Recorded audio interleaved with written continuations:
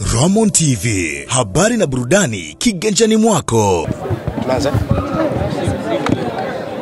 Tuko tayari? Zimbwe, hongera kwa mchezo, mmefanikiwa kushinda kwa magoli mawili, lakini pia ulikuwa ni mchezo wa aina gani? Ulikuwa ni mchezo mzuri. Maandalizi ambayo tumeyafanya ndio ambayo yameweza kutupa matokeo mazuri ya leo. Kwa hiyo tumeanza vizuri na tumemaliza vizuri. Kwa hiyo focus yetu sasa hivi inayofuata ni katika mchezo ambao unakuja mbele yetu. Ni furaha kiasi gani kwa kufunga bao la kwanza kabisa ukiwa na wananchi Young Africans kama sikosei? Pengine ni furaha wewe mchezaji kwa kiasi gani?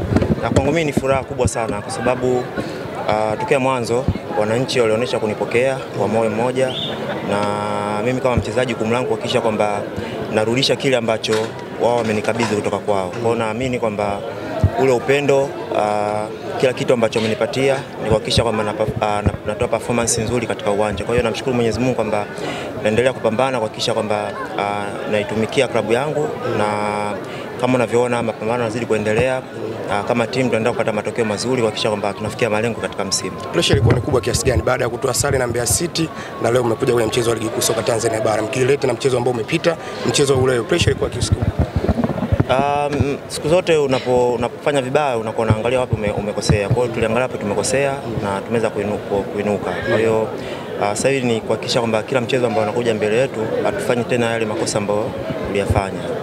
So far pia ni aina matokeo ambayo najua wananchi wengi hawatarajia, lakini kwa sisi kama wachezaji tulitambua kwamba tulikosea. Kwa hiyo sasa hivi focus yetu ni kwenye kila mchezo ambao uko mbele yetu ni kuhakikisha tunafanya vizuri. Baada ya kwanza mechi dhidi ya Silver Strikers ligi ya mabingwa barani Afrika na umeanza hii ya leo, pengine unawaahidi nini sasa wananchi?